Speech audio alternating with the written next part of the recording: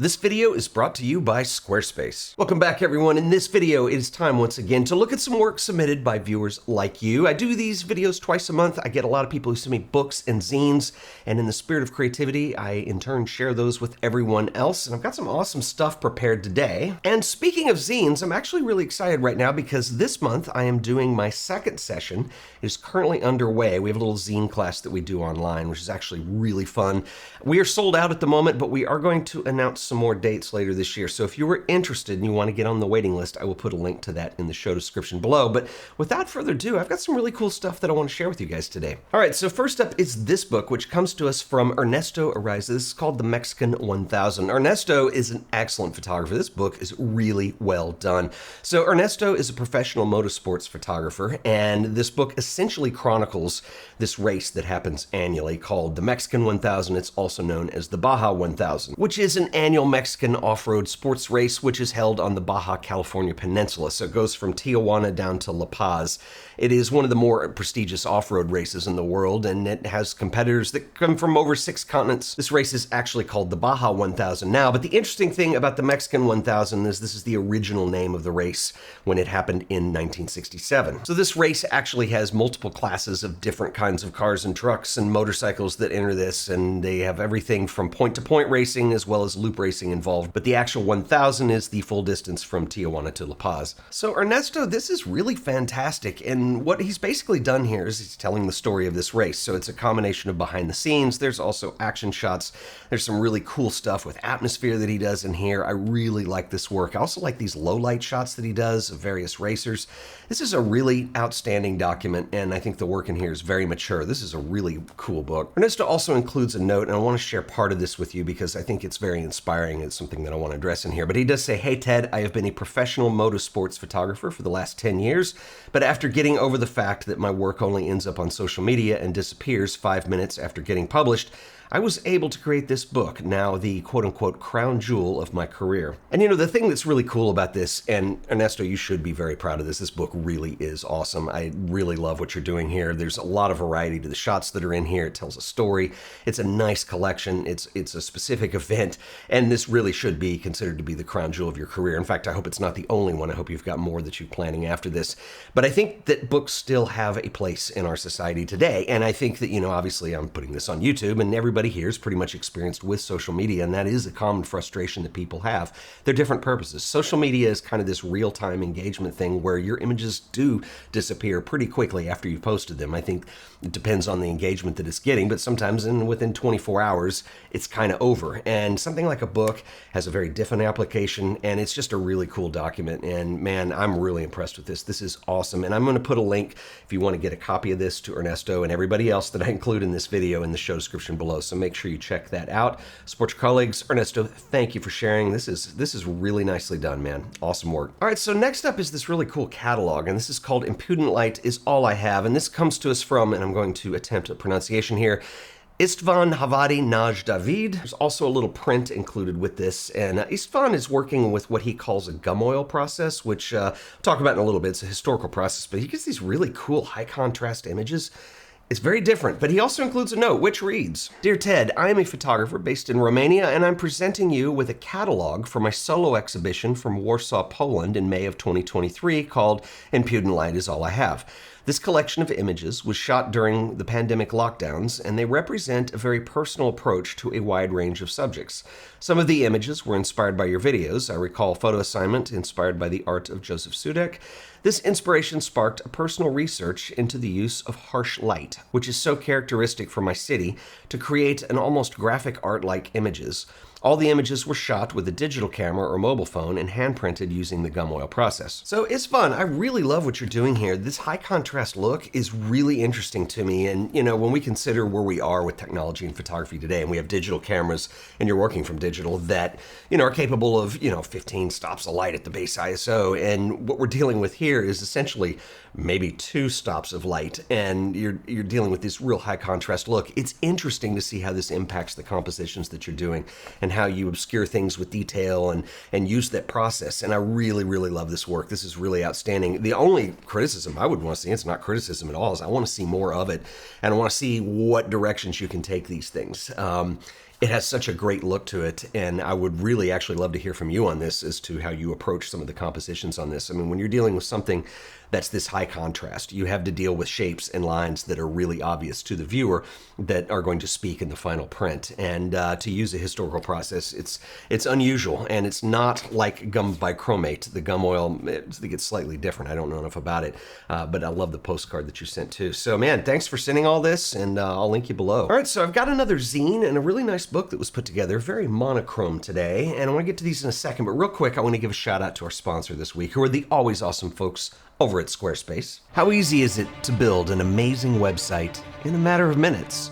Squarespace has you covered. It's dead simple. Head over to Squarespace, hit get started. You can start by using Squarespace Blueprint AI and SEO tools, which will give you an impressive website in no time. Something unique because, you're not like other websites. Give your site a name. Next, you can build your homepage. We'll start with a few preset layouts just to get us going. Want to sell products like prints, books, maybe you make a zine? Well, you can feature those on your homepage. Create a few more sections if you want. Let's also give it a color palette. There's a whole bunch to choose from, and just get us started. We can change this all later. Next, let's select the typography choices. Welcome to your website.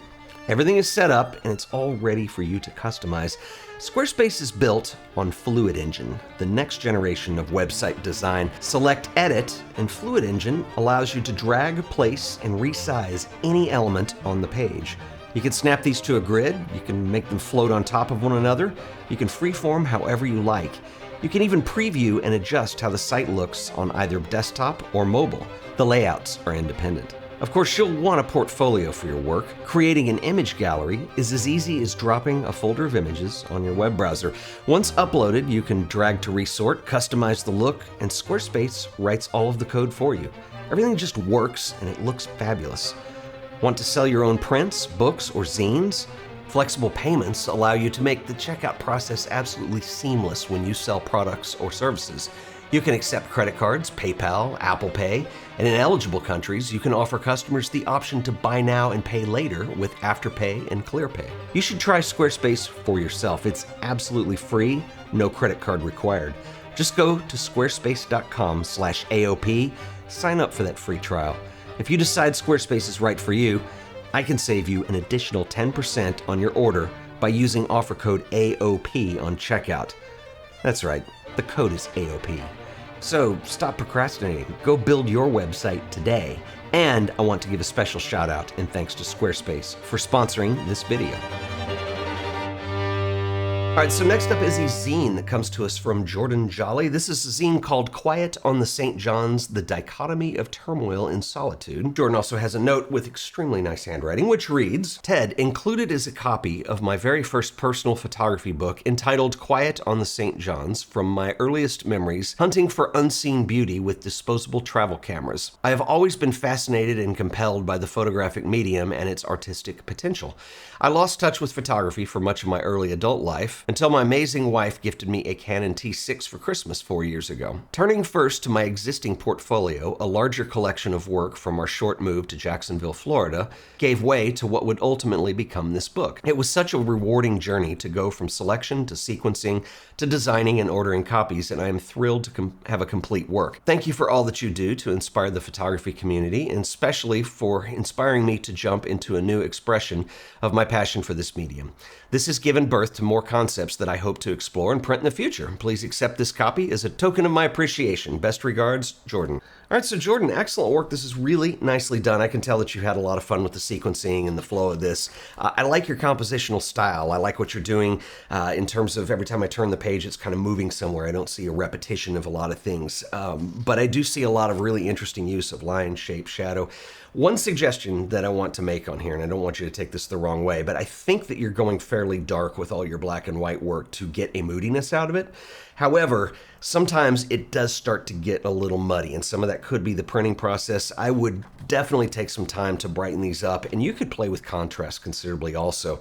I think when you, if you want to go back, and I've done some videos, and there's other people also who have done videos on the zone system, and when you understand what you're doing with and what you can do to interpret a black and white print, I think there's areas of your image that could come up to a much brighter shade and still have that level of detail in them and create maybe a high contrast look. You really don't have any bright brights or black shadows in here, and so I think that's something that actually could give a little bit of variance to it and keep it from being just kind of a little bit monotone as you go through. But other than that, I think it's an outstanding book, and I hope this has inspired you for future projects.